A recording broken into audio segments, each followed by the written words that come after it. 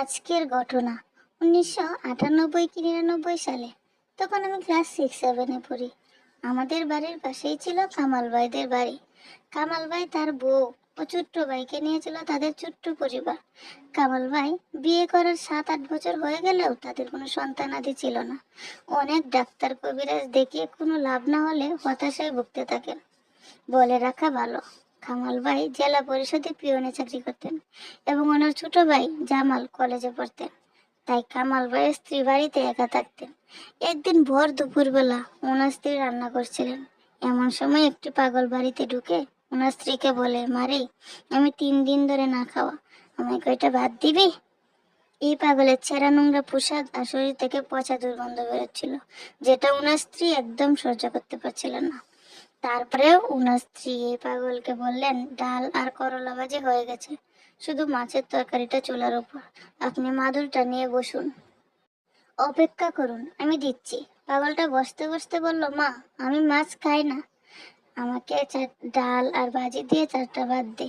কামাল ভাই স্ত্রী সবকিছু বেড়ে এনে ওনার সামনে দিলেন, হাত ধোয়ার পানি দিলেন, কিন্তু পাগলটা হাত না ধুয়ে খাওয়া শুরু করলো। পাতিল থেকে ভাত বেড়ে দিচ্ছিলেন, পাগলটা শুধু খেয়েই চলেছে।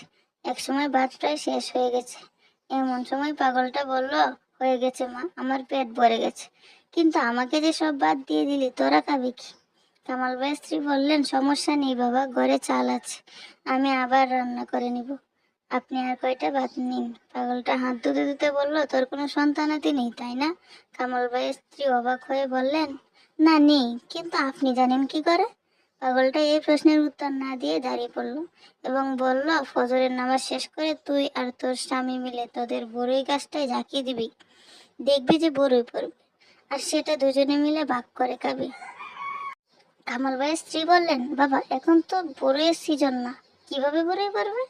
পাগলটা ধমকের সুরে বললেন, তোকে যা করতে বলেছি তুই তা করবি, আর এই কথা তুই আর তোর স্বামী ছাড়া আর কাউকে বলবি না। তোর ছেলে মেয়ে যেটাই হোক, 12 বছর পর্যন্ত চোখে চোখে খুব সাবধানে রাখবি। এই বলে পাগলটা চলে গেল। কিন্তু আশ্চর্যের বিষয় হলো, কামাল ভাইয়ের স্ত্রী যখন ভাতের পাতিল থেকে যে অবশিষ্ট ভাতগুলো বেড়ে আবার রান্না করতে গেল, তখনই দেখতে পেল ভাত তরকারি সব ঠিক আছে, যেমনটি পাগলটি আসার আগে ছিল।